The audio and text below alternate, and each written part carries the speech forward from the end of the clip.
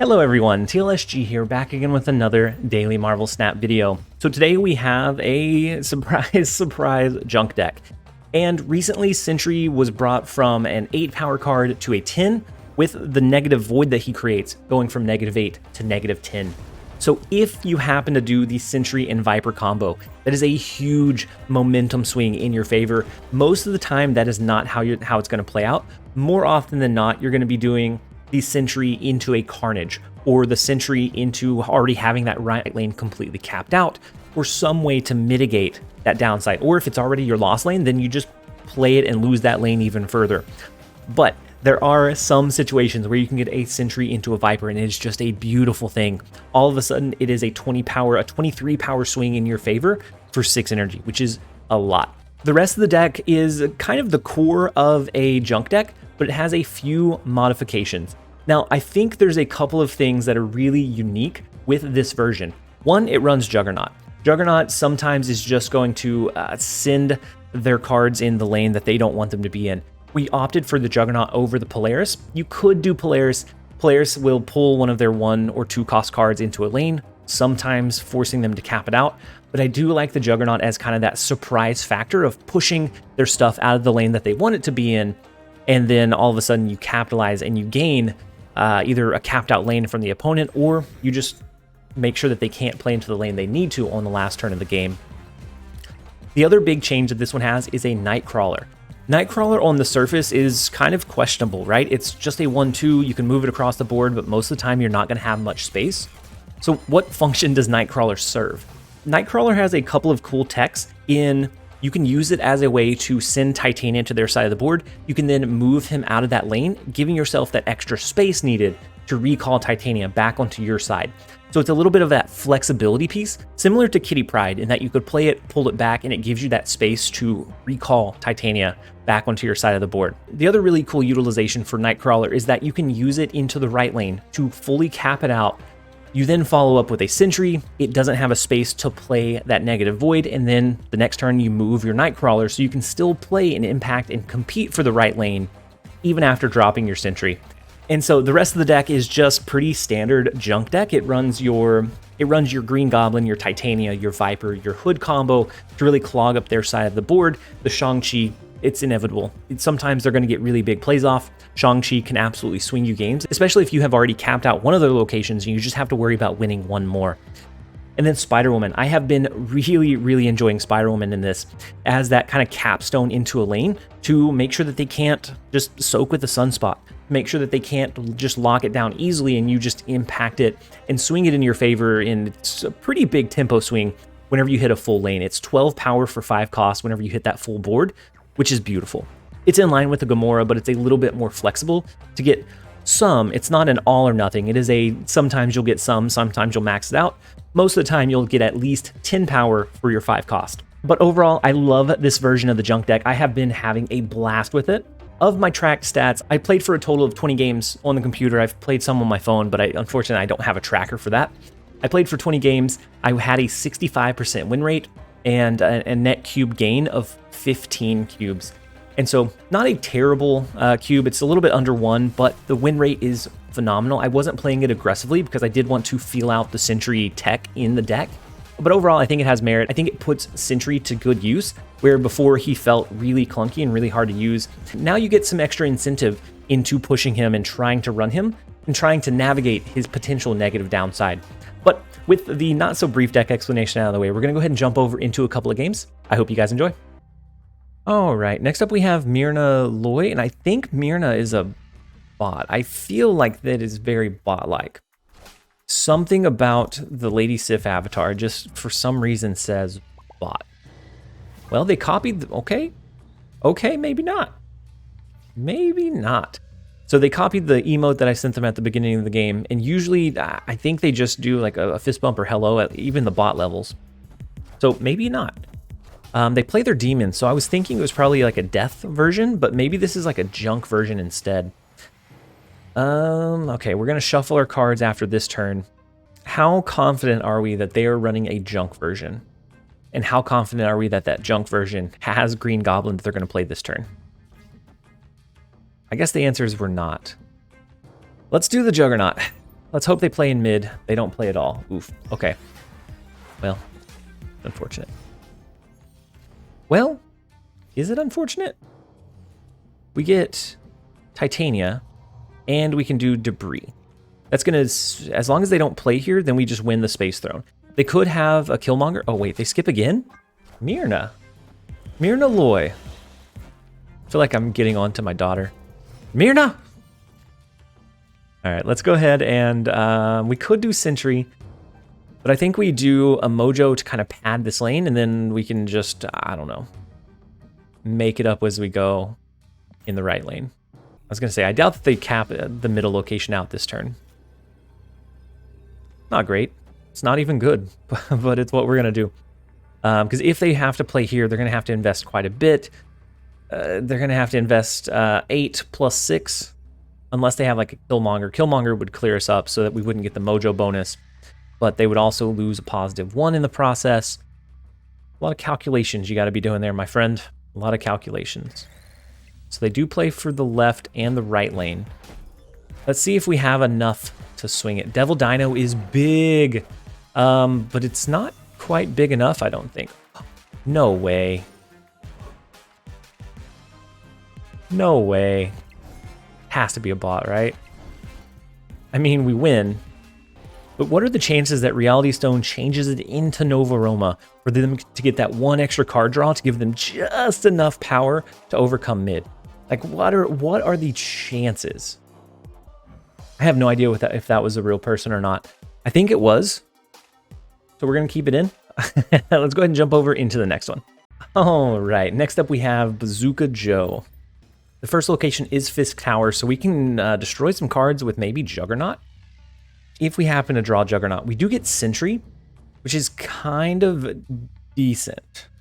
I wouldn't say it's great, but it's just kind of decent. We can use it to win either left or mid, if the right lane looks like a lost lane anyways. So they use Black Widow, they send us a Widow's Bite. Oh my.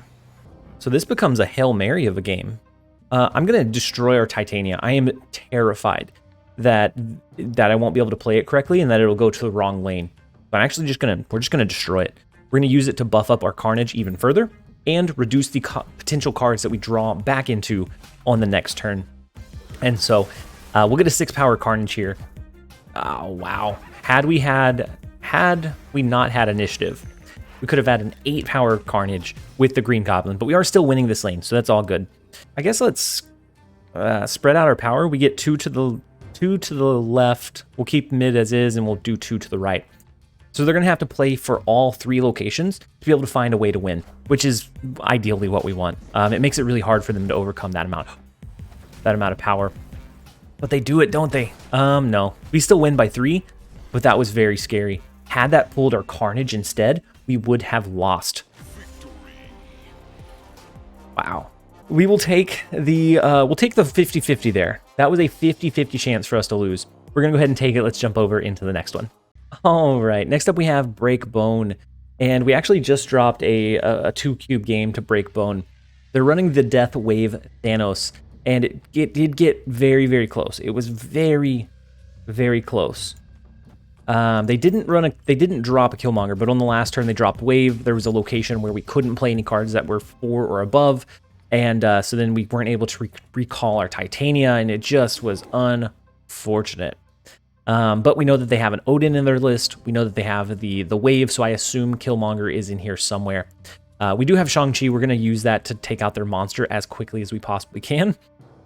Maybe we don't. Maybe we just do Debris instead. Debris is going to get them close to filling up this location. Maybe. I don't know. We're going to do Debris instead. Let's see. The early Wave is wild. So they may have an Odin, but we destroyed their Wave, so the Odin won't matter. Wild. All right. So where do they play this turn? I'm going to do Shang-Chi in the right lane. I don't know what else to do here. We're going to do Shang-Chi. At least we swing a 9 power away from them. I don't know what they're going to run, but we'll see. Maybe it's an arrow. If it's an arrow, that's unfortunate. Oh, Leech. Okay. Leech is fine for our Sentry, actually. We have a pretty big lead here. I mean, the Green Goblin here is pretty decent. All right, so we're going to do these 2. Green Goblin and Carnage. I assume we'll be able to make sure that this wave is a wash by doing like a hood next turn. And then we can just do Sentry and Power Stone in mid. And I think we're okay with that. We'll see. We know that they have a debris as well, so they could use it in the right lane to try to cap us out of Machine World. We'll see. We'll see what they use. It could also be maybe a Shang-Chi of their own. No, they use a death over there. Okay. All right. I see what you're doing. We have initiative, unfortunately, so Shang-Chi would hurt us quite a bit here. We're going to use our hood over here. We're not going to be susceptible to an arrow. To a Dr. Doom, though. Dr. Doom would win them here, but we'd win here by more than they could win, because Rickety Bridge is going to get destroyed by the multiple cards in that lane. So, I guess they could also try maybe a Magneto. Maybe just a Thanos. Maybe a Devil Dino. There's a couple things that they might be able to try to do. All right, so they thought long and hard about it and ended up just playing one card. Okay, so the Thanos to the right. That's not going to win it for them. They win by 8, we win by 18. The Sentry, the leeched Sentry is one of the better things about this deck for me, is that it's a cheap resource. We can use that alongside some other things. If it does get leeched or if we're able to block this side, then we don't have the negative downside. We don't have to go through the hoops of trying to clear it. We'll take it. We will take the 4 cubes. Let's go ahead and jump over into the next one. All right, next up we have Prodigy, and Debris and Camartage is beautiful. Ooh, the double Korg. Ooh, is Prodigy running the Hawk Dr. Doom deck? Oof, it's tough. It's tough out here, guys. Between me and I think Din from Marvel Snap Zone tweeting a very similar deck.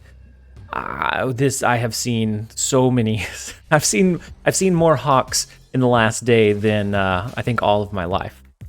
So if that goes to tell you anything, they use an Iceman at double. This could be a bounce deck with Iceman. I know Din's version ran Iceman instead of Scorpion, so it could be.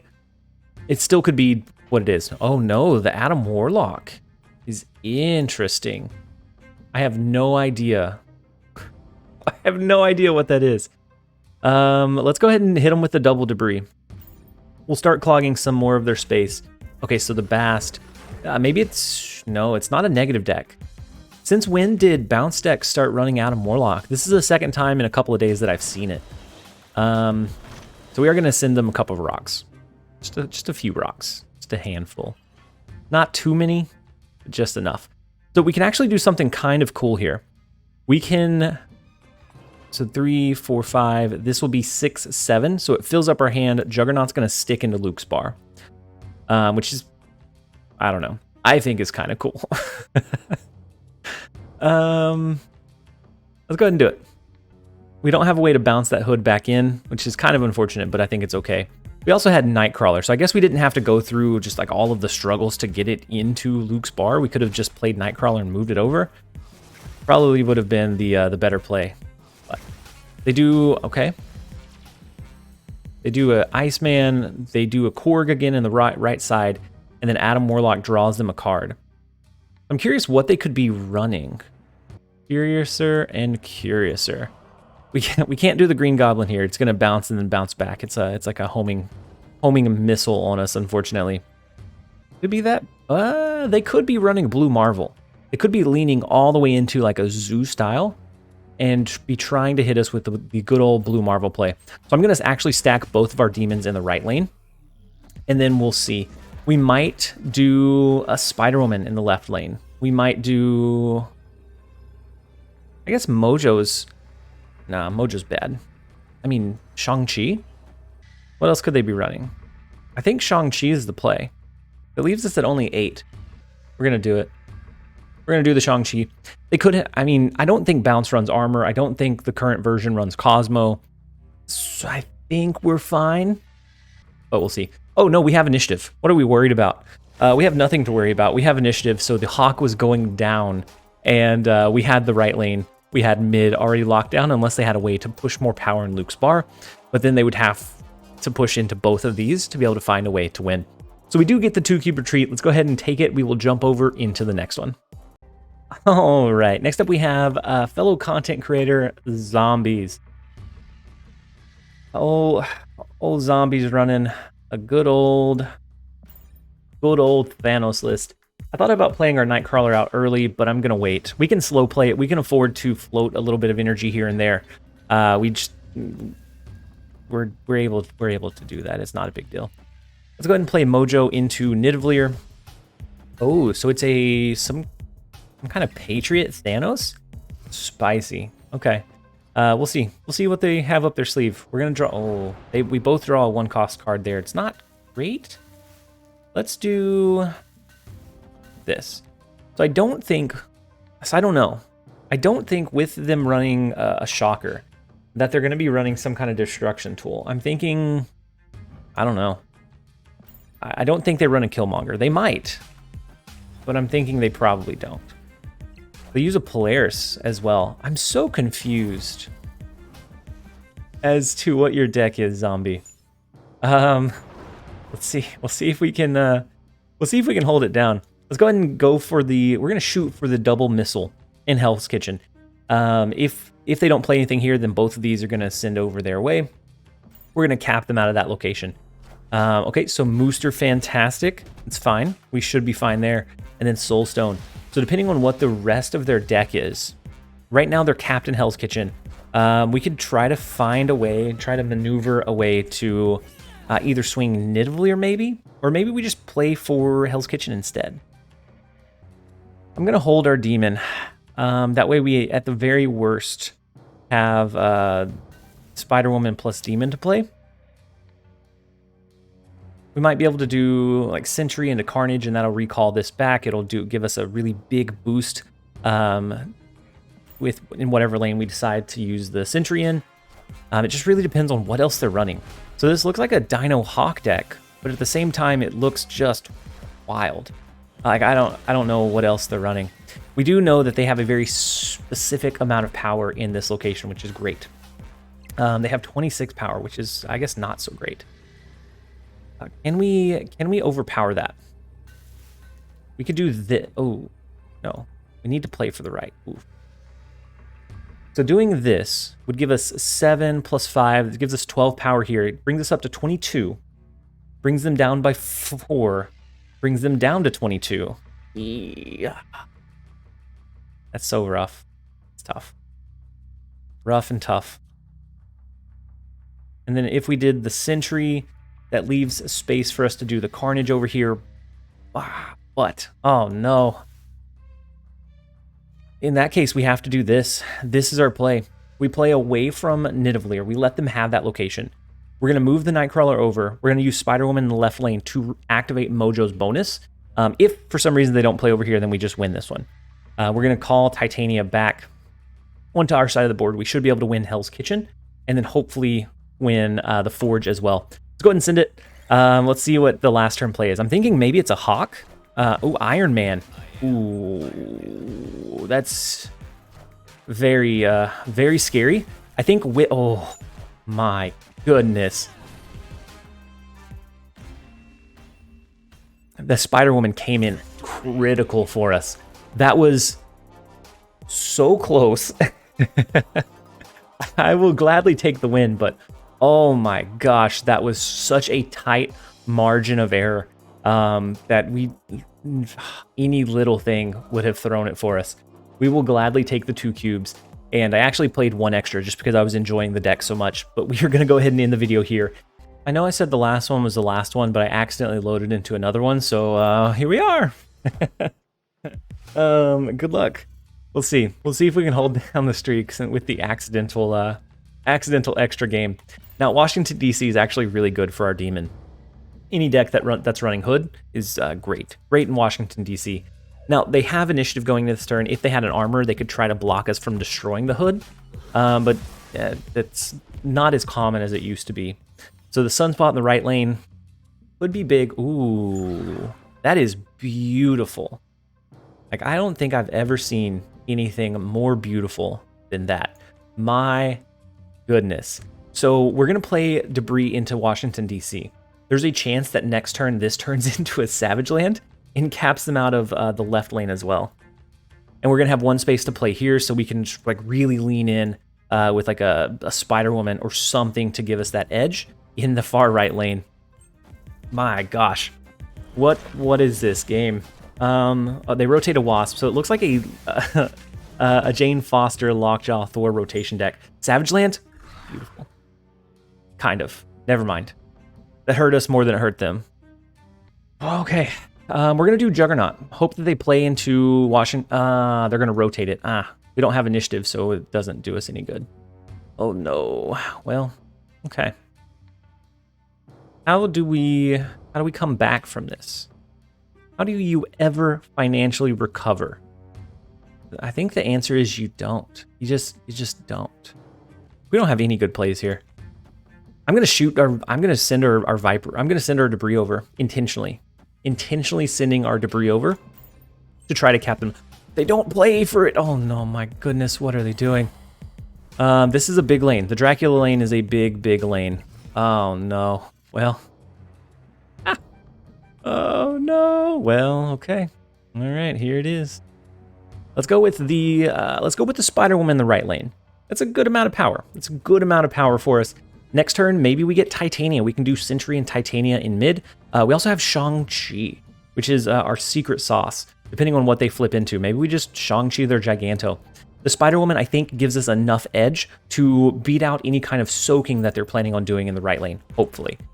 Oh, okay, well, that's just mean. They flip into Jubilee, which is awful. That is atrocious. Now they have to wonder, can we beat 8 power in the middle location? And the answer is they leeched us, so we have abilityless cards. So yes, we can. We get a 13 power Sentry. We get a 5 power Titania. And then their soak in this lane is just going to bring them up a touch. They're going to have... What a wild game. The leech did not pay off for them here. Either way, they had lost that with the big Spider-Woman coming down. Spider-Woman absolutely showing her value in spades this time around. We do actually win all 3 lanes with the Wasp rotation. And now, for real, guys, we are going to end it here. I said we were going to end the last one. I accidentally queued into this one, so we might as well showcase it. I hope you guys enjoyed it. If you did, make sure to leave it a like and a comment down below. As always, this has been TLSG. Later, guys.